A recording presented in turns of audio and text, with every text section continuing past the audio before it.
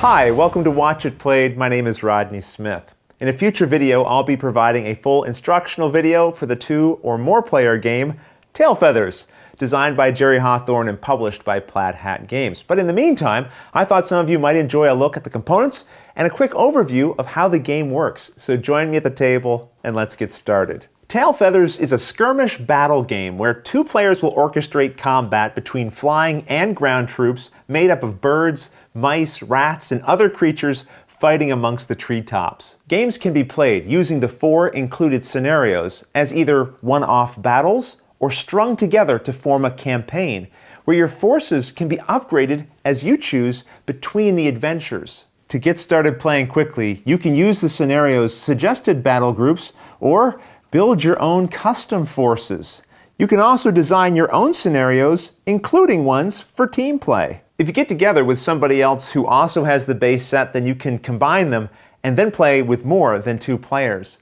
But for now, let's take a look at the gameplay itself. Your battles will take place within the confines of these 4 cardboard overlays.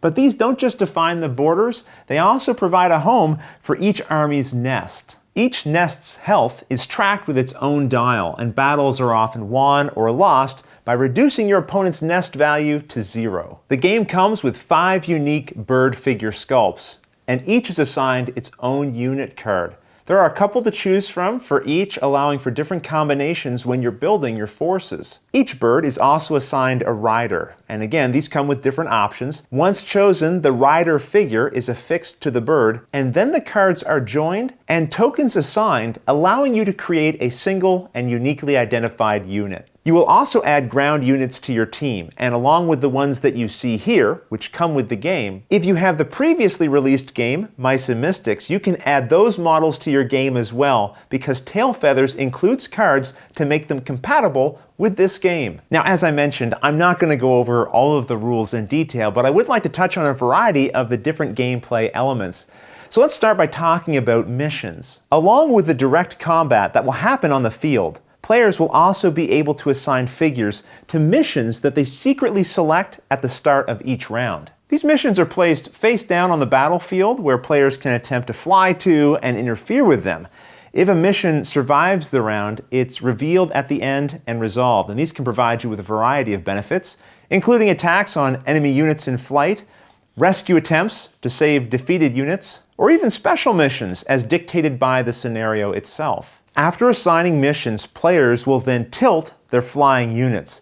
The models are uniquely constructed to allow you to very clearly show the tilt of your animal, which will then hold its new pose.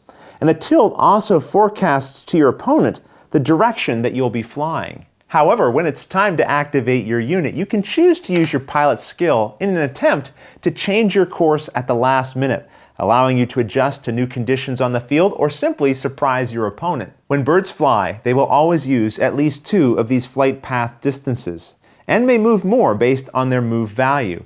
But first you declare the combination of distance templates you plan to use. For example, this starling has a move value of 3. So the controlling player might say long, short, short. This means they'll start with one of the long flight templates and then place it against the base of the bird where it fits into the notches here. They said short second, so we'll take one of these.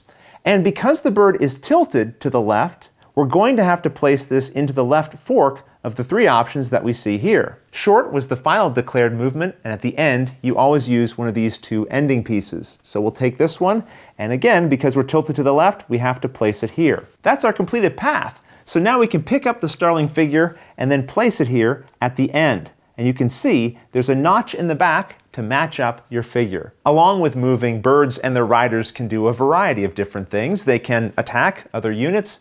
They can swoop in and attempt to disrupt the missions that are on the battlefield. They can pick up and transport friendly units. And they can perch themselves on different terrain elements. Ground units can also move using the differently colored sections of trees as spaces. They can even cut off leaves once they're on them in order to move across the battlefield, engaging in combat, or simply to get to other tree branches. And this plastic twig I'm using for leaf movement is also used to measure ranges. The wrapped end of the twig here is used to measure short distances, and the entire twig is used for long range. For example, riders in clear view with range can attack each other. Combat is resolved using dice and the stats of the combatants, with unblocked hits resulting in wounds. When a bird is wounded, you take a number of tail feathers equal to the number of wounds it received, and then drop them from about 2 to 3 inches behind the wounded target. These floating feathers create obstacles to line of sight for a couple of turns, and give the rattled condition to riders who fly through this carnage from a previous battle. Birds who collide in mid-air are caught in a death spiral, which is represented by this token, and that results in roll-offs between the players as the riders and birds battle to both unlock themselves and wound their opponents. When a bird in tail feathers is defeated, it will not easily forget this blow to its pride and collects a grudge token. A bird with a grudge token that's caught in a death spiral can draw on this past anger, spending the marker to give it an advantage. Additionally, ground units that perform great deeds can be awarded a veteran token, improving their stats in future battles as well. As I mentioned earlier, figures can receive conditions like becoming rattled. Some attacks can even set them on fire. You can also set fire to a nest, which will cause an opponent to rush their ground troops in to try to put the fire out. Dice rolls and other actions can also gain you cheese, which you will add to your cheese wheel. Cheese is spent when bidding on turn order, and a full cheese wheel can be used to revive units that have been defeated. Cheese can also be spent to activate the action cards that players have in their hands. These are special additional abilities that they can use outside of the standard ones. The scenario will tell you how many you begin the game with, but which ones you choose are entirely up to you. And as you can see, there's quite a few to choose from, which will allow the players to again further customize their forces. Structures can also be built, like this ballista, which are then utilized by a player's ground units. This allows for devastating attacks across the entire battlefield. While the pre-made scenarios will provide you with specific objectives, when building your own custom scenarios, you can use 3 random or chosen custom objectives from this collection of options, which will further influence the choices that players make during the game.